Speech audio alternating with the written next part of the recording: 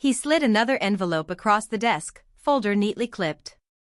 Filed this morning, I told him.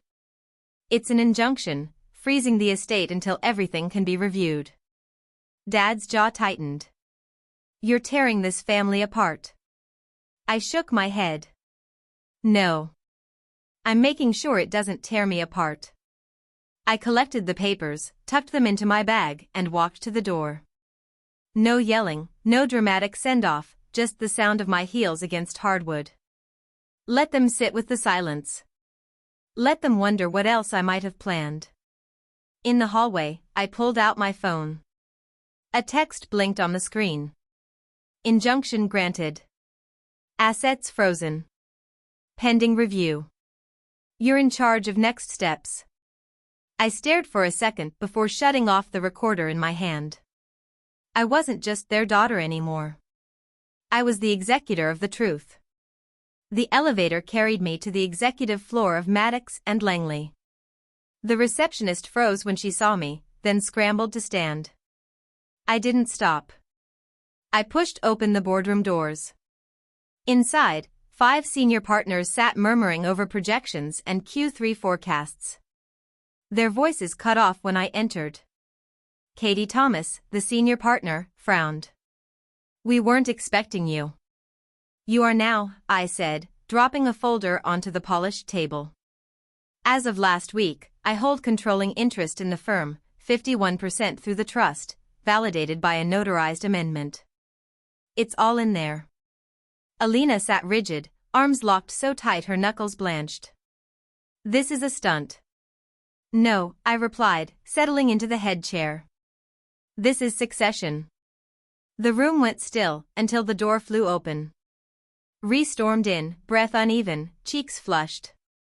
This is outrageous. You can't just. I can, I cut in, calmly opening another folder. And I will.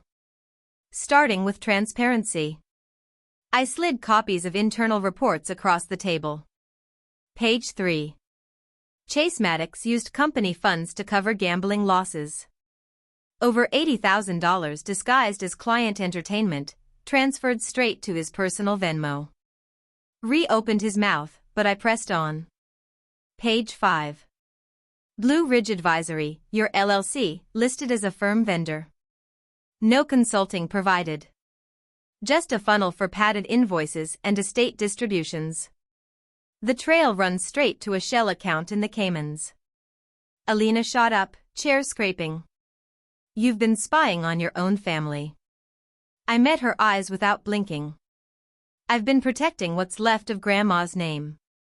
Katie Thomas cleared his throat, riffling through the pages. We weren't aware of any of this. You are now, I said. Ree stared at me, not furious anymore, but shaken, fraying at the edges. I didn't waver. The nameplate in front of me didn't read guest anymore. It read managing partner. The forensic report landed at dawn. 112 pages dressed in polished language, all wrought beneath. 6 years of records combed over, each page confirming what I already knew. They hadn't just tried to cut me out.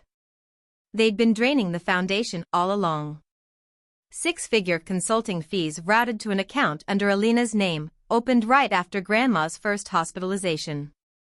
Phantom invoices billed to fake departments. Equipment rentals that never arrived. Shell firms registered to empty P.O. boxes in Florida, Delaware, Zurich. And Diane, an offshore account under her holding company, no real address. The lead investigator barely blinked as he handed me the summary. You've got enough to file. Civil and criminal. I nodded once, then forwarded the entire report to the legal team with a single line. Proceed fully. By late morning, my attorney called. We can press charges today. But be sure, this will be loud, public. I am sure, I said. This isn't revenge. It's respect for Grandma, for what she built, for what they failed to protect.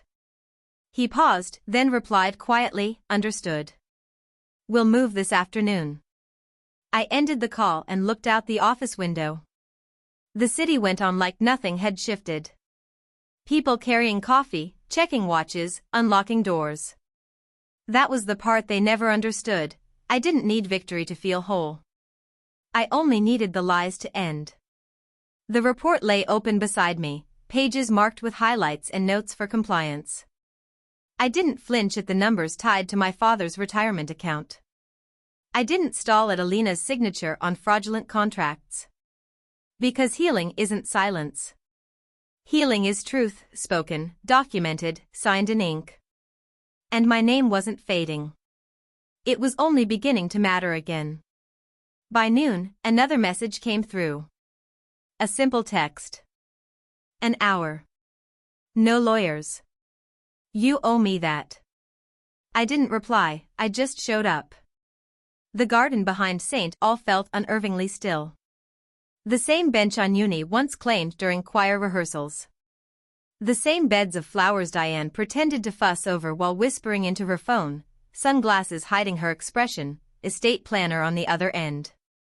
She was already waiting when I arrived, dressed in immaculate white, not a crease on her. She glanced up, patted the spot beside her. I stayed standing. I'll admit it, she murmured, folding her hands in her lap. I misjudged you.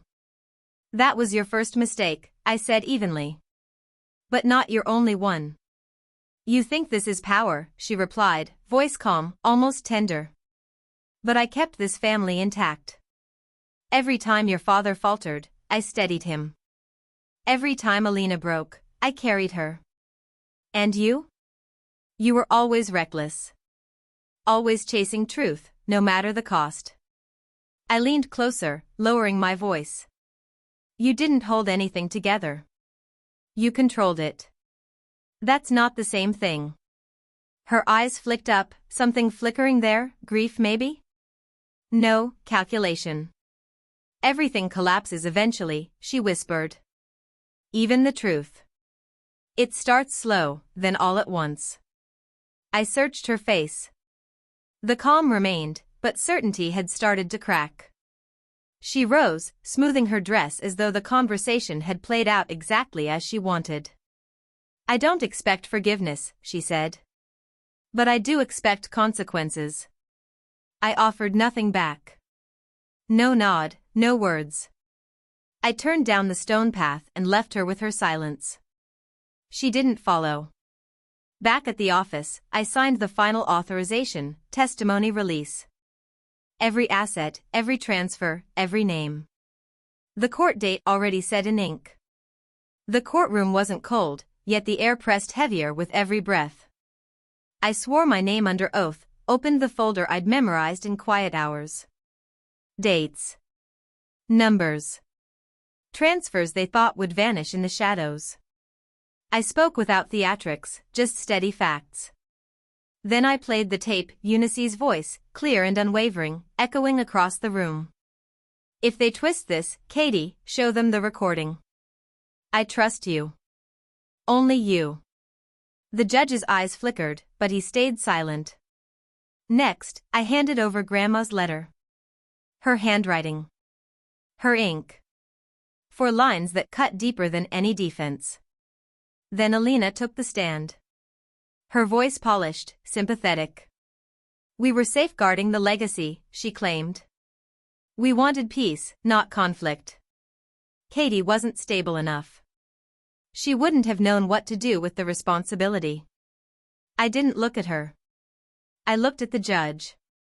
When it was my turn, I said softly, erasing someone isn't protection. It's cowardice in silk. Alina winced.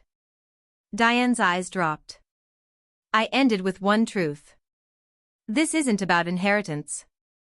It's about being erased. I'm not unstable. I'm not dramatic. I was inconvenient to their version of the story. And I'm here to set the record straight. The judge paused, then delivered the ruling.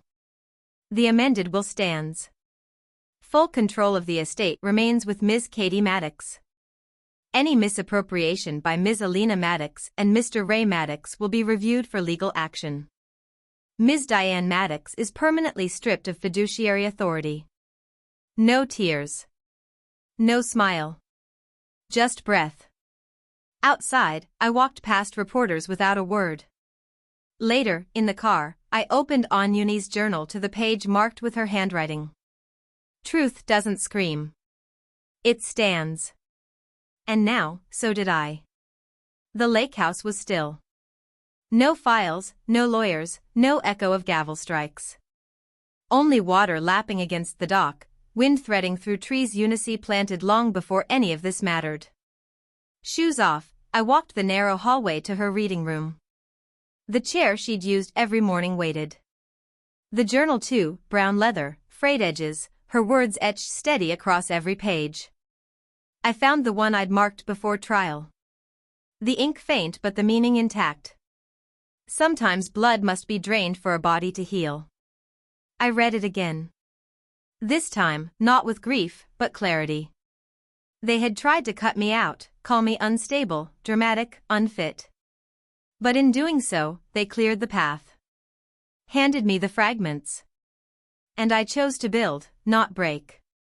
I stood at the window, watching light ripple across the water. They tried to bury me, I said aloud.